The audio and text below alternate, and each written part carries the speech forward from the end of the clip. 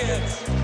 This is Learning to Dad I'm the cool dad. That's my thing. with Tyler Ross. What I do have are a very particular set of skills. I'm gonna have fun, and you're gonna have fun.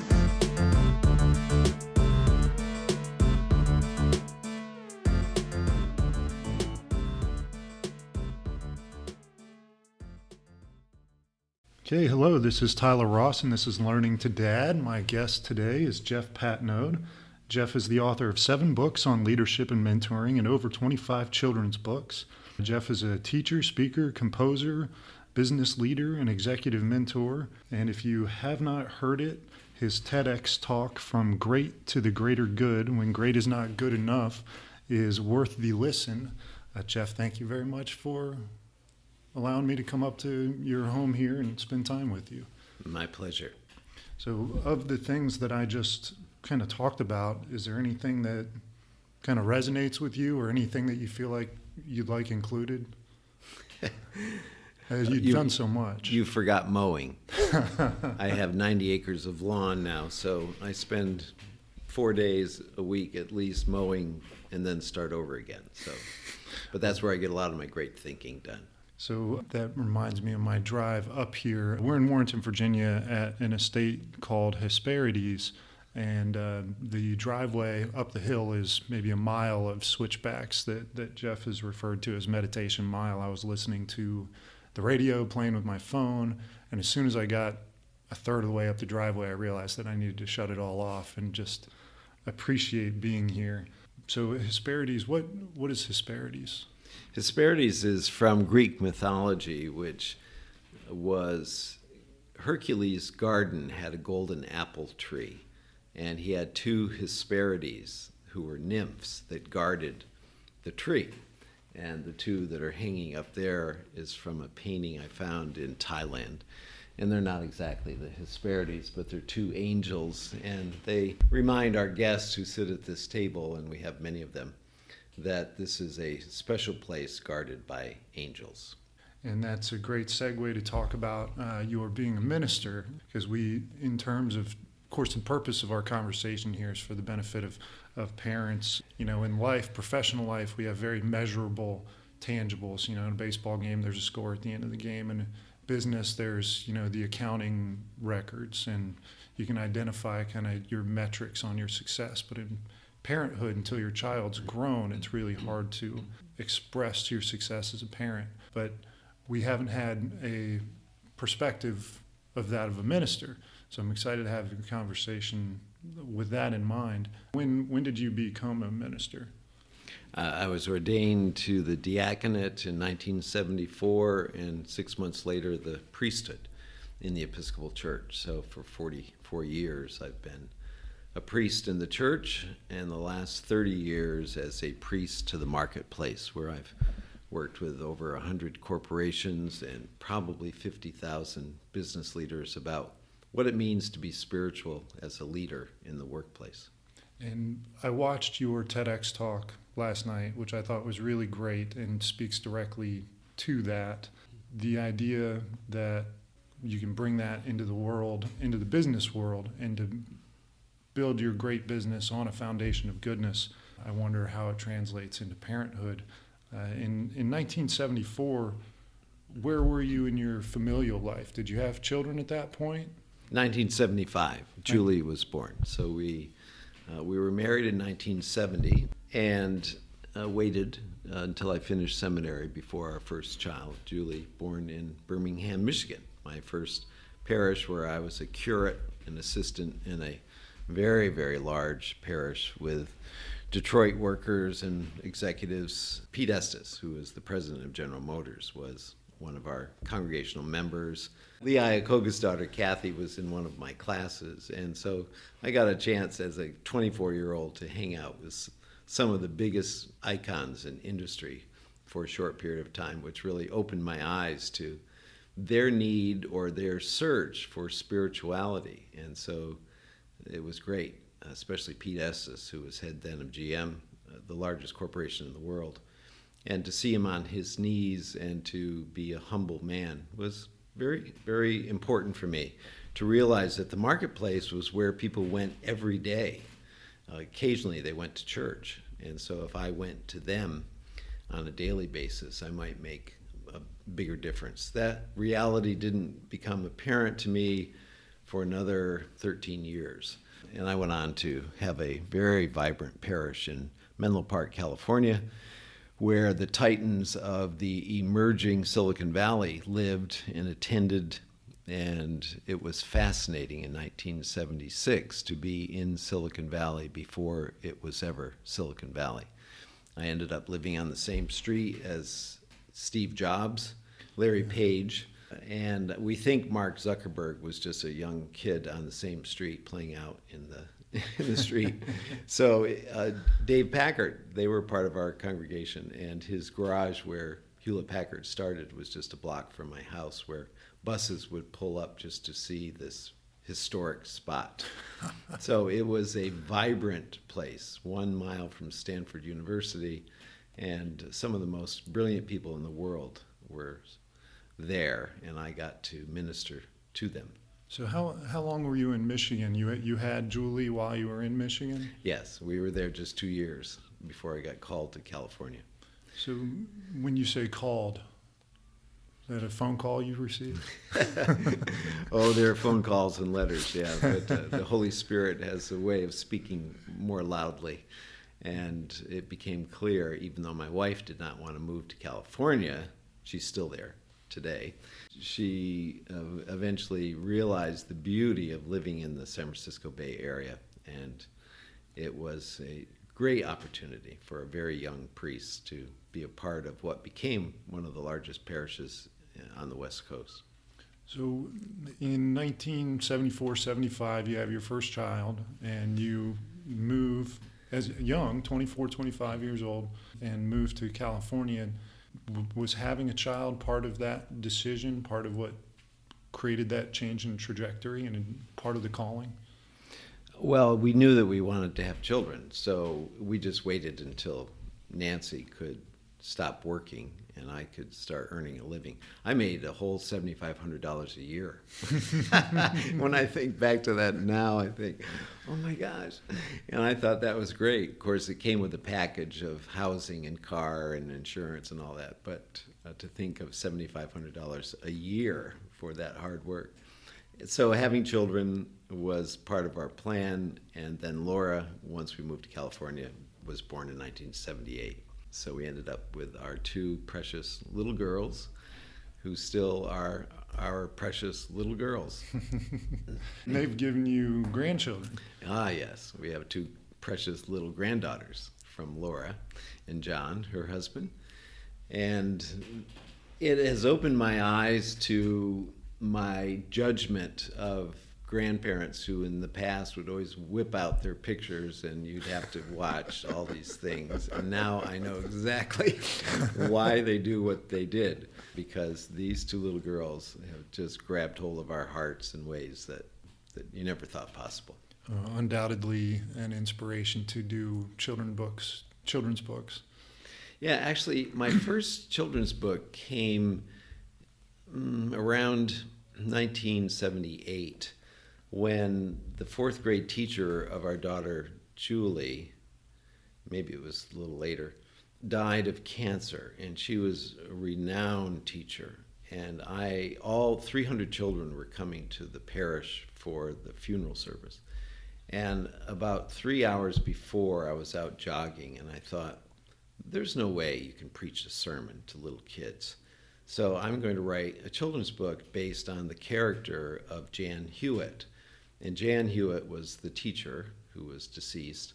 She was always a witch at Halloween.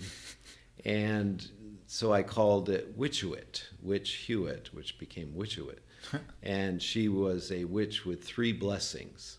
And she gave her blessings before she finally disappeared. So I read the book to the congregation. It was a huge success. I donated the book to a library fund. They sold 5,000 copies and raised a lot of money for the library. And the great thing was the artwork was done by 2 of her 4th grade students. No kidding. And so the artwork was done by kids, and it was written for kids, and that was my beginning of children's books. That's wonderful. Well, and when did you start writing? Well, you mean writing children's books? Just generally, for the intent of publication. I went on to do many more children's books after that still, some of them are in the process now of being published. So look at that, almost 40 years later, they've been sitting around. And I always wrote in the parish, newsletter, that kind of thing. People came to me and said, you really need to write a book. And I remember that around 1982. And I thought, writing a real book? I don't say adult books because people always kind of raise their eyebrows. But I finally, in 1988, when I left the parish to begin this work in the marketplace, I decided I would write a book. And it's called Leading from the Maze. It was published by 10-Speed Press in Berkeley, which is one of the big publishers. As a fascinating story, I had a friend of mine help me transcribe tapes because I dictated most of it. And he was at a cocktail party in Berkeley, and he was talking about this project he was working on, and there was the acquisitions editor from 10-Speed was standing near him. She heard the story. She said, I've got to see this book. 2 weeks later, I had a contract. No kidding. With a sizable down payment as my advance. And I never even met the people. I never had anything to do with it. So obviously it was divinely guided. I went on to publish it. It was actually a hit for about a year and remains so today. I still sell copies of it, even though it's out of print. And that was the beginning. The second book was Living Simultaneously, Balancing Self-Care, Relationship, and Work. That was easy, and I realized then how easy it was to write books. They just flow. So since then, many more have come, and many more are on the way. I have multiple projects simultaneously. So a theme in this interview series is just that, it's people that don't necessarily have to do things, but choose to or are guided to.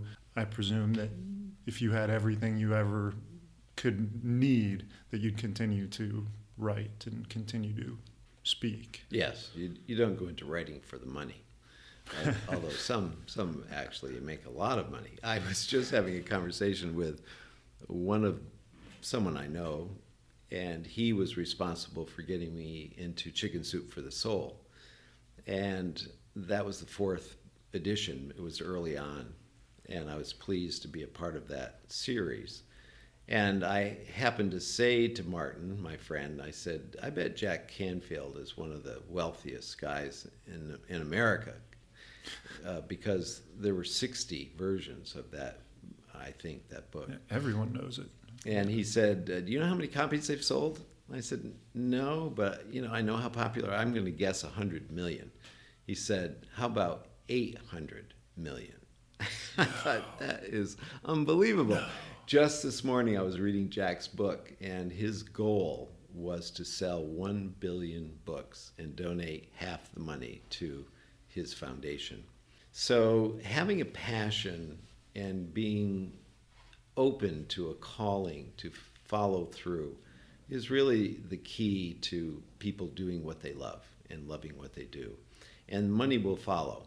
Don't go into it for the money, but do it for fulfilling a purpose and having fun with the passion.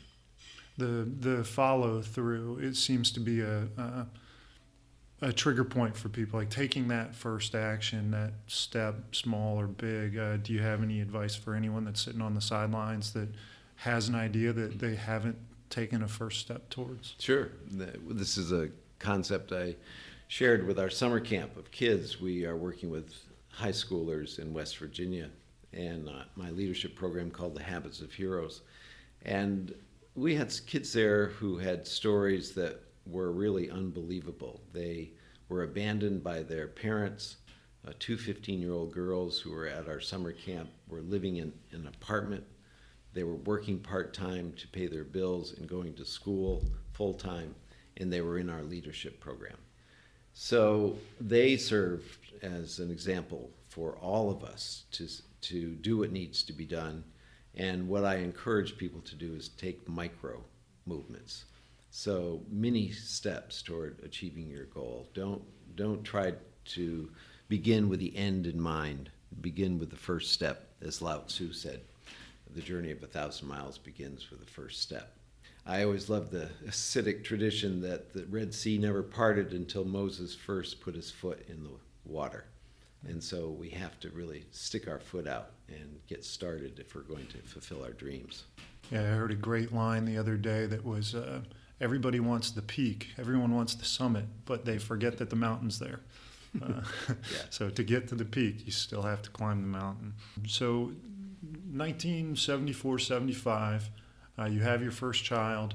How does that change the trajectory of your professional life? It sounded like you were planning for it, that you were preparing yourself. Did you find out that you were prepared to have a child, or was it still kind of shock and awe of, this child being introduced to your world? Well, we prepared to have a child, and what I was not prepared for, even though I was in the business of preaching love, was to discover the true meaning of unconditional love and sacrificial love.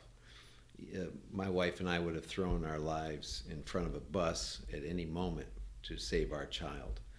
And when a parent discovers that depth of love that is so beyond what our sense of romance is, and we would sacrifice our life for our child, we get an indication of what God did when we hear the story of He gave His only Son. So it's a spiritual experience to have a child. And I've heard so many people, clients who've been in this room, talk about the depth of their love for their children that they never knew was possible before. Yeah, my non-parent friends, we have a hard time relating on that level because I know exactly of what you speak. Yeah. It truly is incredibly moving. So to answer the question that some people have, non-parents particularly, you have two children, how do you divide your love? You never divide love. There's enough for everybody. That's right. Infinite. So do you remember finding out that you were going to be a parent when your wife said, "I'm pregnant"? I don't. Not the first time. The second time I do, but not the first time. I do remember her calling me saying, "Jeff, you need to come home. My water's broken." So that part I remember. And off to the hospital we went. But not the first announcement, no. So with two children, you are under 30 still. What's your life look like at that point? You're living in San Francisco in an apartment? No, we lived in the rectory, which is typical of churches, that they have a house that goes along with the parish. It's a good thing in one way because you're close, but it's a bad thing because you're close and everyone knocks on your door. And eventually we moved off the property. But we had a beautiful big home right there for our children, and we loved it. So it was very much a family home. And of course the parish loved it because it was the first time they'd had a priest who actually had young children. So they just swept up those kids and just loved them. That's amazing. Tell me about that environment that your kids kind of grew up in, with that big group of people and living in a big city. And of course, contrast that to now where you're living on the top of a mountain with, 90 acres around you. And do you feel there was a benefit, or would you have changed that environment? I think we did change it for that reason, that they were too much the center of attention, whether it was criticism or people's comments or just adoring love.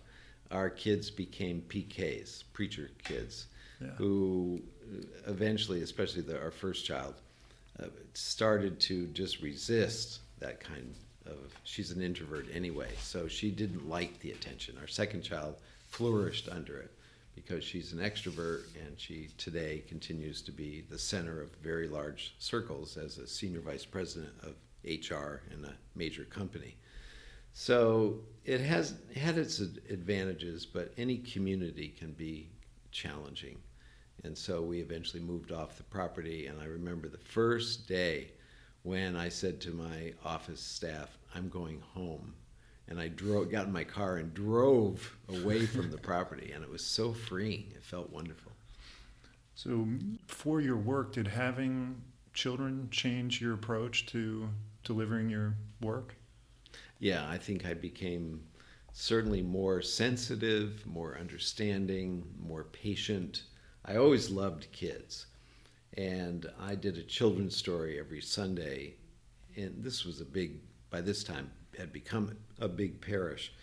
And I would have 50 to 60 little kids sitting on the step with me. I always played guitar and sang to them. And I would always tell a story. And it was kind of like Art Linkletter's The Kids Say the Darndest Thing. The congregation was poised for some comment, and they would explode with laughter. I once asked, I was teaching about the prophets, Jeremiah and Amos, and I said, do you know what a prophet is? And one child said, yes. You buy something for 10 cents and you sell it for 15. Well, the place just lost it. And of course, Silicon Valley, they loved the prophet nature of that story. So it was a great time. Loved kids. And I went on to build some of the biggest youth groups known to the diocese. I started a summer camp in 1975 called Bread, which still exists today. These 43 years later, probably 30,000 kids have gone through it. It's offered now, I think, in 4 or 5 week segments in Northern California, and it is remarkably successful. So a lot of legacy work came out of my work with children. I wrote 3 stage musicals while I was there in California. They all toured Europe, US, Canada, with kids who would first go out on the road and test it out. And we'd do 50 performances over several months' time, and one of them showcased for New York in 1980 as it had $1 million backing, the 50s rock musical called Hosea. And today, it may be one I'll bring out again and rewrite maybe a few years from now. So youth programs were just vibrant, and even though I was the head clergy person, I was also known for doing very involved youth work and changing the lives of these kids. In fact, in 1980, I took 140 kids to Europe for 5 weeks to rebuild a peace center in Glencree, Ireland, in the Wicklow Mountains. That was a reconciliation center that was about to be closed. We did all the work, and it still exists today. And from my work with youth, 21 people have gone into the ministry as a result of that. With all that work with youth, what lessons do you feel like you imparted that you're most proud to have shared? I think the insecurity the kids carry, putting them on stage, singing in front of people is one of the most vulnerable things you can do. Yeah. So many kids would say in the first year, I'll work behind the scenes. I'll do the lights or the costumes. Mm-hmm. The next year, they were in the cast because they saw the incredible reward that came from being on stage and receiving applause and feeling good about themselves. These kids' lives changed right in front of our eyes. And many of them today stay in touch with me. And they're all in their 50s. And I can't believe they've gotten so old. Well, that's amazing. I was the spotlight kid. You know, I was not in the spotlight. I was behind the spotlight, pointing it at the kid on stage. I never cared for. See, you should have been with me. I would have had you on stage the next year. I definitely would have benefited from that, I think. So with that conscious awareness of being with kids and your ministry or your parish, do you feel like that enhanced your position as a parent for your own kids? Yeah, I think the understanding of vulnerability is what parents, and men in particular, need to know about emotional availability, emotional intelligence, being able to touch your children, to love them, to play with them, to roll around on the floor with them, laugh, be outrageous in your humor, and just have a good time with your kids. That doesn't mean that you relax your standards and the values that you believe that are very important, My daughters still talk about the look. All they needed was the look from Dad across the table, and they behaved perfectly, and they laugh about it today. And yet, to touch my children was so important because I had a father in particular who'd never touched me. He loved us. We had 6 children. He worked hard. He was a good man. He never became a hero for me until his last 10 years of life as a mentor. But he was frozen. I first touched him when I went off to college at the age of 17 and shook hands to say goodbye. And I remember that. And when I was ordained to the priesthood, you pass the peace and you hug everyone, as a lot of people hate to think about it because they don't like that stuff. But I remember moving down the line thinking, I'm going to hug my father for the first time in my memory. And we hugged, and then he became so huggable in the years later that's all he did was want to hug me. I thought, what a contrast from the father who never touched his son. But that's because his father never touched his son. So I would say to parents, be open with your feelings, your fears, your concerns, your joys. Be transparent and be available to your kids. Don't try to protect them from what has become, of course, the greatest motivator in success, which is emotional intelligence.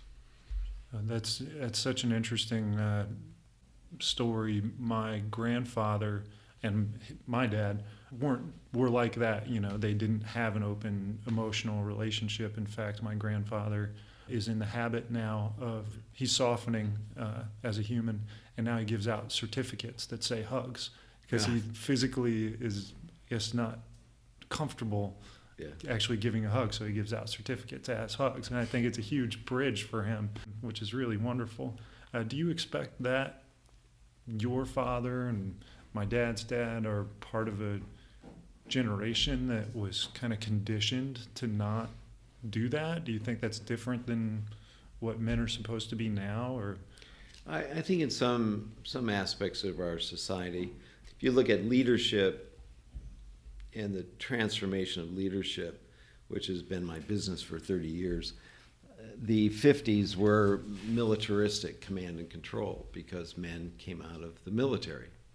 And that has all transitioned into the team building manager and leader, the transformational leader, et cetera, which is what we've worked toward for all these years. So there are certain areas of culture that always can shift. And I think parenting is one of those where conscious parenting is about what we're talking about. It's not about helicoptering. It's not about letting your kids do whatever they want and giving them whatever they want, but it's about being emotionally available and spiritually available. So you talk about things of substance. In contrast, there will always be a part of our culture that is hardened and geared toward testosterone, and real men don't cry, etc. But that's always going to be the case. Genghis Khan will always be among us.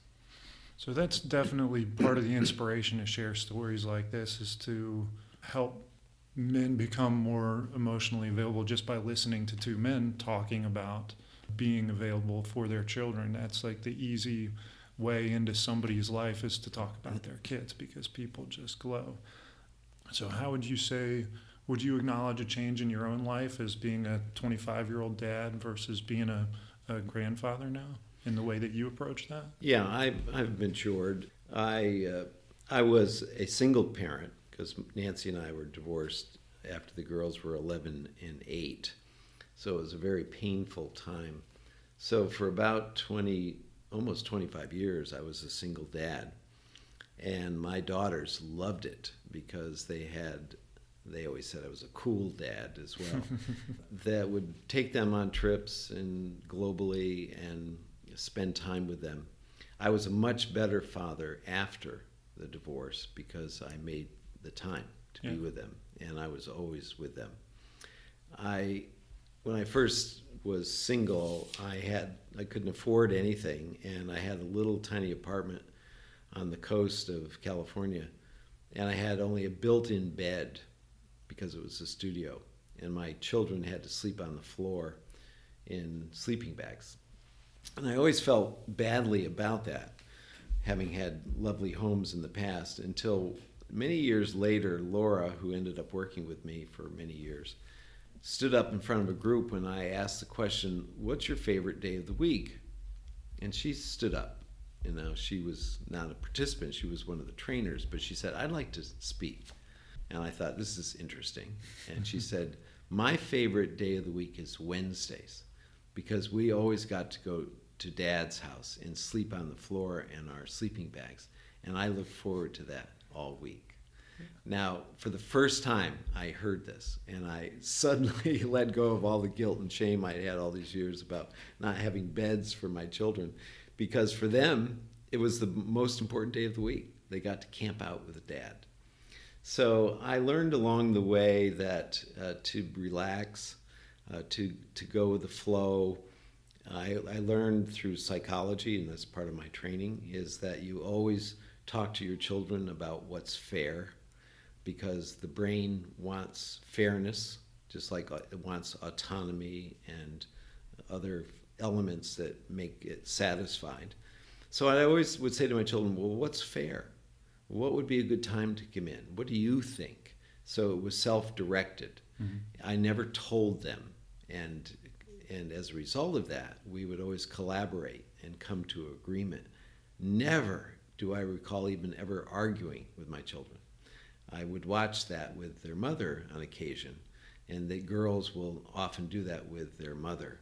But with their father, they were always willing to dialogue, and that was marvelous, really great, and it's still true today. So is that an innate feature of yours that allowed you to have that dialogue, or did you have to have like a mindful practice to maintain that presence during those communications? Yeah, I had to make a shift. My parents' parenting style was not my style. Obviously, the emotional part I had to, of course, change, but also the willingness to engage the mind. That was so important, and it's what I teach, have taught all these years. There's a genius within each person, and so draw it out of your children. Ask them questions. Say, what 3 options can you come up with that we haven't thought of that might be better than what I'm thinking? And that engages them in a process of being a participant, and that's really healthy. And if you don't agree with their options, obviously you keep negotiating, but often they will come up with the best solution. And research has proven that self-directed goals or intentions 80% of the time are achieved. If people are told what to do, it's 20%. Yeah. So parents ought to just figure that out.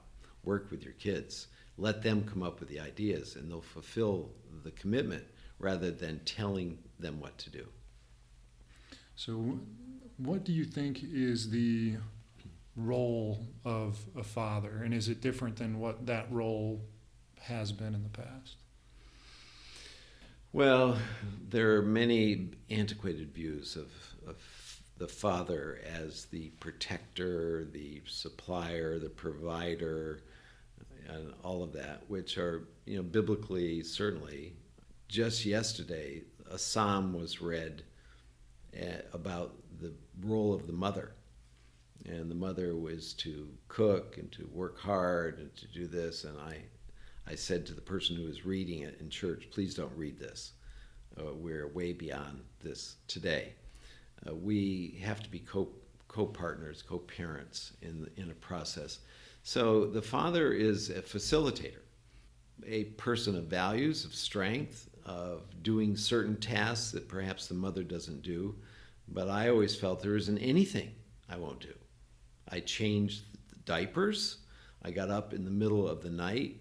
I just did it recently with our granddaughter who could not sleep and had an ear infection and was holding her for hours as she cried. There isn't anything a man can't do and shouldn't do in the raising of a child. Just like the mother who does usually too much, and I think it's really a shared partnership. So there, in the role definition of parenting, I believe it is creating a space of love, trust, hope, faith, and play through which the most special guests of our lives pass, and then they are gone. So whatever that role definition is as a result of creating that space, do it. I think this is a great question for you as a parent and as a leader. How do you teach people or children to be resilient? Well, there are some defined aspects of resiliency, and one is self-care. So self-care is not to be put on the back burner like a lot of people do because they say that they don't have time. And my book, Living Simultaneously, was to make it first because that is what you bring into relationships and to your workplace. So take care of yourself. So in today's world of children with obesity, and we are on the verge of 40% of Americans being obese, we are in a crisis state. I read about a year ago that the average child spends 28 minutes a week outside. Wow. It's epidemic. And so self-care includes play, exploration, adventure, building tree houses, knowing nature. That would be a beginning to resiliency. Self-awareness is another component, and that is about to really understand who you are, what you feel, why you're afraid, what drives your behavior. Now, a little child can start to understand that, and all of my books are about subject matters that open the door to that kind of investigation. So it's critical. Relationship building is a third component of resiliency, and how you establish relationships at a deep and intimate level is critical because that's the success of their future in the world of work. Relationships is everything.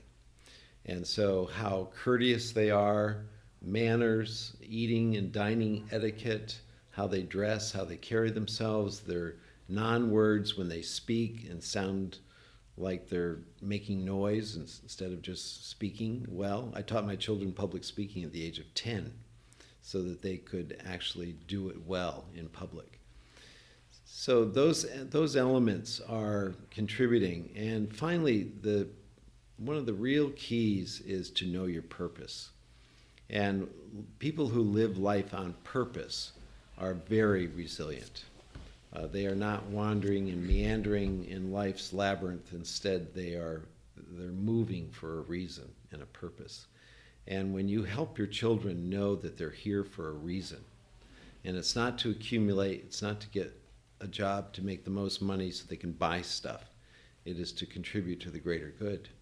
And a child who starts to have a sense of purpose is someone who will live with passion and fire. They will love life and not just wonder who they are and why they're here. You can really feel the presence of someone who's truly aligned just when they walk into the room. You don't even have to see them. You can feel it when they walk in. And so as you're preparing them for life and kind of helping guide them to help them help themselves, I'm going to think of it as like bumpers in a bowling alley where they put the inflatable thing so the ball stays in the lane, with the gutters being a bad experience. I think of punishing kids as being a way to be a bumper for them, to keep them in a direction that's positive. Do you have a perspective or anything to share about, I use the word punish, when your kid is misbehaving, it's not in alignment with what they can be. Do you have any experiences with things that you did or wish you hadn't done in punishing your kids? I'll start with the last one first. I once spanked Julie, even though my children would disagree with this, I know, if they listen to this. She was only about 5, and I spanked her once with a whack on the butt. And I said, "You are so stupid." And she turned to me and said, "I am not stupid." And it struck my heart with a dagger so deep that I immediately realized my foolishness and said, honey, I am sorry. I meant what you did was stupid. You are not stupid.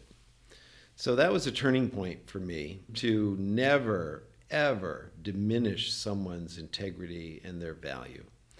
And I never needed to ever physically strike my children except for that one time.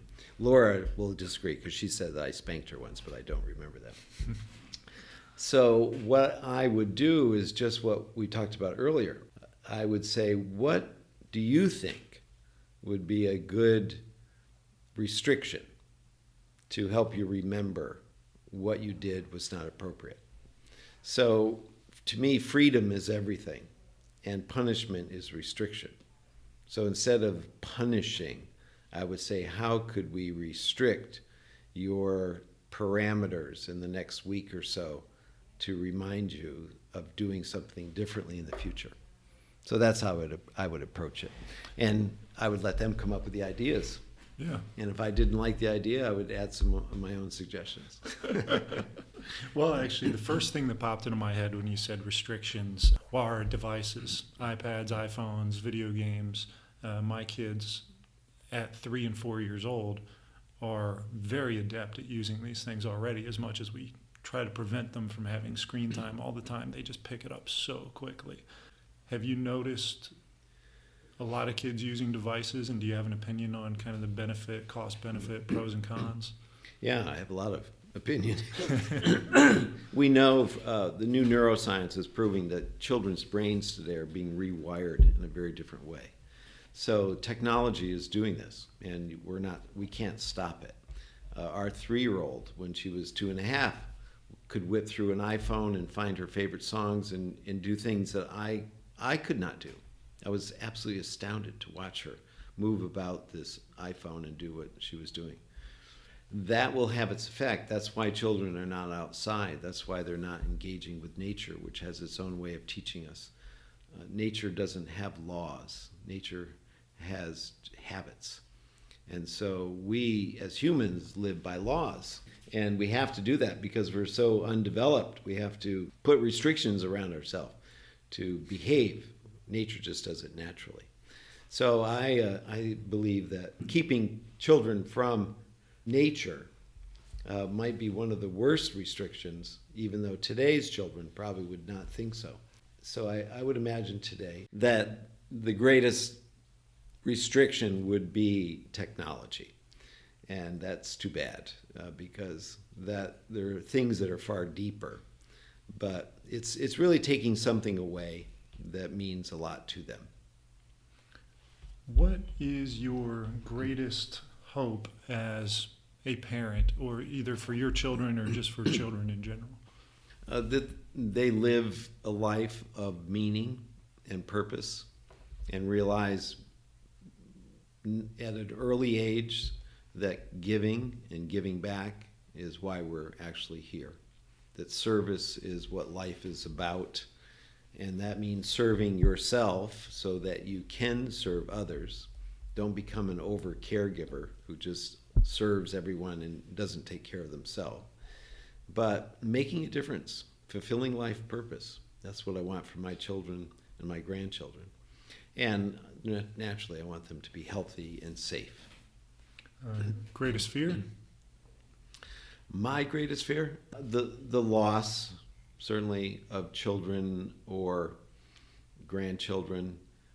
But I don't live with fear because it can manifest its own reality. Mm-hmm. I don't worry. As a spiritual person, I find that disrespectful. Mm-hmm. So I'm a person who believes in flow, and I surround them with love, light, Hesperity angels, and protect them as I can do best, and their parents can do, certainly. I want to ask you about risk, professional risk, risk taking. I know we've had conversations in the past where, the confidence that you had in what was going to come through was just unparalleled. So it may not feel like a risk to you, but professionally, when people put it all up on the table, Like, do you have any thoughts on risk and risk taking as a parent, from investments, from professional risks? Yeah, my own life story was given to me for the purpose of guiding others to start companies and to get out of the gilded cage of their paycheck and to follow their passion. So the first thing I think you have to determine is, are you driven or are you called? And being driven is not really the best energy for achieving without a calling. So often people say, well, what's a calling? And you'll know it if it comes. So it's hard to put a finger on it, but you'll have this sense of intuition or a voice or a spiritual awakening that says, this is what I am supposed to do. And then it's okay to be driven toward achievement, because we are naturally achieving humans. We like to achieve our goals. But calling first, then achievement next. And I did it. So my story, 1988, $4,800, no car, no possessions, no place to live, and no job. I gave up my profession and went to start this work after a divorce from nothing. And I was paying $3,600 a month in support. So I had about 6 weeks to live, and I went on to build a business that has been substantial over the last 30 years from nothing. So when I talk to people about taking risk, they can't look around here and say, oh yeah, it's easy for you to say. Mm-hmm. I can say, let me tell you where I started. Where's the barrier? Like, did you find that I'd imagine that you found your calling had been inside you or had been calling you for a long time, but you had a barrier preventing you from hearing it or being open to it, or that a lot of your students have this calling and they just haven't heard it, they don't acknowledge it. Is there a common barrier that you find people have to drop to accept or allow this calling? Yeah, there's a protective nature within our ego that says, I will sacrifice too much. Moses said to God, I can't do that. Yeah. Who am I to speak? And so many prophets in the past have really tried to discourage the call. I heard it when I was 15, and I always knew. So my high school friends all thought, yeah, good luck. Patnaude, going into the priesthood, I had a reputation. And that was, I was a pool shooter. I smoked 2 packs of cigarettes a day when I was 11. And I hustled on the pool table, and yet I was an altar boy every Sunday. So I had my dualistic life going on. But when the calling occurs and the lightning bolt hits, and sometimes it's not a lightning bolt, it's just a still, quiet voice that says, come, take the risk, because you will have all the resources necessary to fulfill it if it actually makes sense. I would like to do a little bit of a lightning round with you, just a handful of questions that I think are fun. Is there a TV father that you like, a movie or TV dad? Fred Rogers. Yeah. And he went on the air when? Is it the 60s? 60s, yeah. Out of Pittsburgh. Pittsburgh. I just read an article about him just the other day. And his children said, yeah, that's my dad. He's Mr. Rogers. His line, I love you just the way you are. I don't know that there's a better line that I've heard. So what's an attribute of yours as a father that you're proud of? Steadfastness. I will always be there. What do you think is a thing that every father should have? A chair. I have 2 chairs. One that I sit in every morning for 2 hours or so for quiet, sitting quietly, contemplative, and for reading. And then I have one upstairs, which is for sports and TV. Yeah. If you were writing a book, a biography about your life as a parent and professional together, what would be the name of some of the chapters? Don't touch my stuff. That's the rule of this household. Rise early and enjoy the sacred hours. And excellence is enough. Perfectionism is dysfunctional. That's great. If this recording were to last forever and you had generations, your kids, could hear a few words from you, what would they be? Well, I would say don't let my voice that's coming from the past make you cry. And this is something I think about a lot because my voice is in a lot of recordings and places that someday when I'm gone, I wonder if my children will be able to listen to. But just know that with this sound comes a deep, profound love and hope for your fullness and your joy, because life is to be lived in joy, which means sorrow and happiness. It means fullness. So, in that same vein, as a memory, how would you like to be remembered as a dad, as a grandfather? Fun. Fun. I love that. Fun. So, a great question that Tim Ferriss asks in his podcast is if you had a billboard, of course he uses the highways out in California, I'm going to use I-95. If there was a billboard on I-95 and all the dads driving by it were going to see it, what would you put on that billboard? Love your children just because. And now, what are 3 features of a super dad? Available, authentic, and accessible. The 3 A's of fatherhood. Available, authentic, and accessible. I just made that up. The 3 A's. AAA dad, how about that? Well, that kind of answers this question is, we talked about there not being any metrics to measure, your score, how you're doing as a dad. But if you were going to try to grind down on the success of fatherhood, what would be some of the indicators? Who will be standing at your bedside when you're dying? That probably is the most revealing one. That's great. And milestones as a dad, are there some that you recall?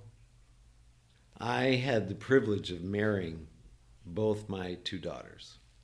No kidding. So I stood there watching Julie come toward me down the aisle with tears dripping down my face, wondering how in the world am I going to get through this.